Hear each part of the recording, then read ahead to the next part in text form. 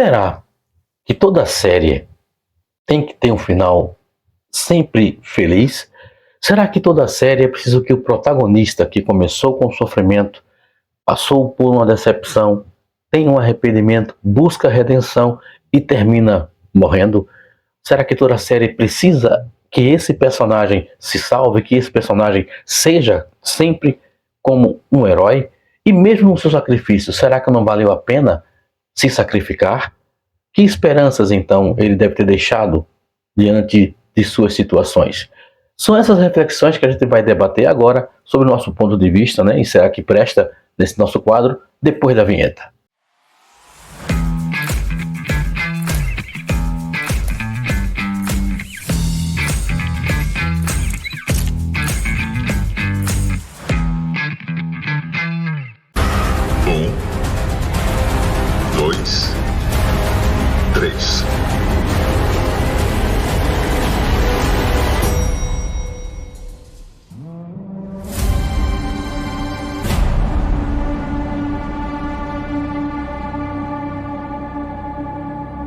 Olá, amantes da sétima arte cinéfilos de plantão, tudo bem por aí? Por aqui tá tudo muito certo. Edson Santos de volta novamente com mais um vídeo aqui no nosso canal e desta feita para o nosso quadro Será que Presta?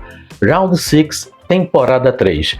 Bom, muita gente criticou, achou ruim, foi péssimo, foi horroroso, foi horrível. Eu particularmente gostei da terceira temporada, sim.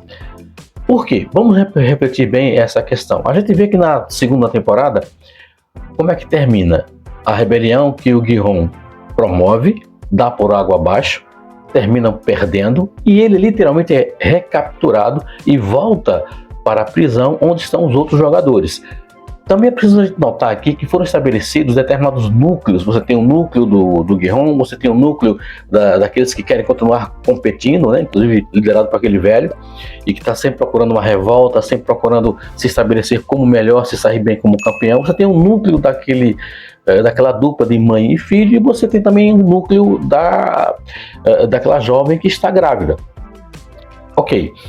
Estabelecido isso, a gente percebe que quando o Gi-hun volta literalmente da fracassada tentativa de rebelião, ele volta quebrado, ele volta carcomido, ele volta literalmente decepcionado porque não conseguiu bater de frente contra o sistema opressor que existe justamente naquela competição.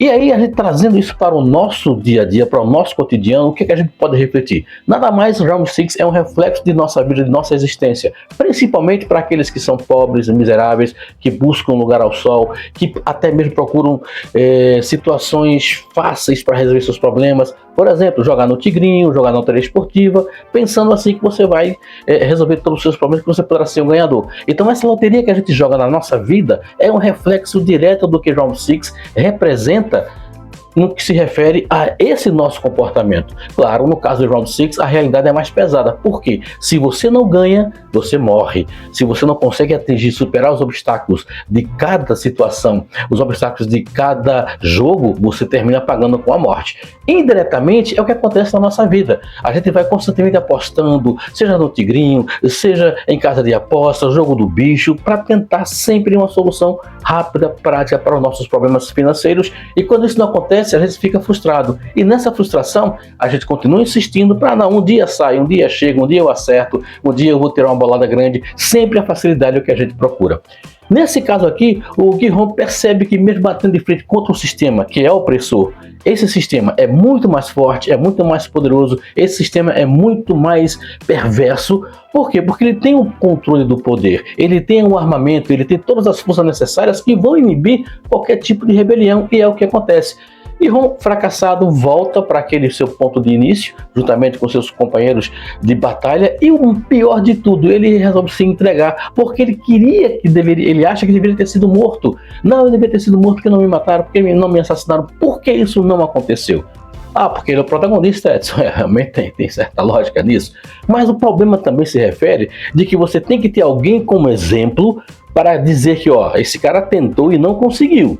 Esse cara tentou bater contra o sistema e não conseguiu. Ele é um fracassado porque não conseguiu a vitória. Evidentemente que isso, diante dos outros componentes, vai fazer com que esses outros componentes percebam que não adianta bater de frente com relação a esse sistema, porque o fracasso é iminente. E é o que acontece com o Gi-hun.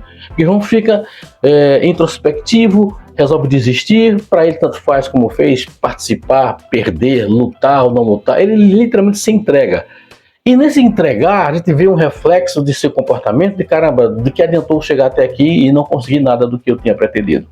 Nesse meio tempo, ele começa a participar das provas só para participar, achando até que não vai mais conseguir ser superado. É quando nasce o filho daquela personagem, e aí, no caso a bebezinha, e aí começa uma transformação no próprio Gi-hun. Ele começa a perceber um objetivo de vida. Não, peraí, essa criança aqui pode ser o espelho de esperança, pode ser um espelho de salvação, no sentido de que se eu lutar por ela e pelo menos ela se sair salva daqui, eu já me dou por satisfeito. E aí vem esse grande sacrifício dele, de se expor novamente às verdadeiras armadilhas, vamos dizer assim, provocadas pelo sistema, que é exatamente as provas que vão ser feitas, né, as competições que ele vai participar, mas agora ele tem um objetivo: proteger aquela criança, porque prometeu à mãe daquela criança que ele iria fazer isso. E aí ele renova o seu fôlego, renova o seu desejo de ajudar, renova a sua necessidade de proteção, de lutar por algum objetivo. Claro, a partir desse momento ele começa a se transformar